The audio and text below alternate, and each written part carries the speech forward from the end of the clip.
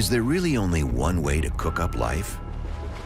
Could life form from a different set of ingredients?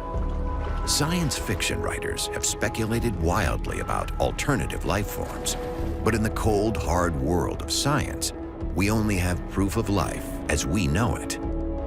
But if an ocean really is critical, does it have to be an ocean of water? That's a question that drives NASA's Chris McKay. What I'm really interested in finding is what I call a second genesis of life. Organisms that are clearly not related to any life on Earth. All life on Earth is related to itself, forms a single tree. We can call that life one. What I'm looking for is life two, something that's not related.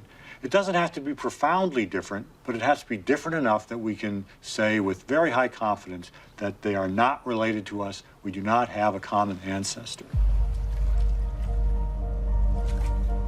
Where such a life form could feasibly emerge was anyone's guess. Until in 2005, the world's attention turned to Titan, the biggest of the moons which orbit around Saturn. At that time, all we knew of it was that it looked gassy, orange, and lifeless. We knew that Titan was a fuzzball from telescopes. Before spacecraft ever went to Titan, just looking at Titan with a telescope, we could tell that it had a thick atmosphere. But then in 2005, the Cassini-Huygens probe passed by, revealing a surface that was unexpectedly Earth-like. It was dotted with huge bodies of water, bearing an uncanny geographical similarity to the Great Lakes. So visually, when we look at these images of the lakes, we see reflections of what we see in airplanes when we look down as we fly over the Great Lakes.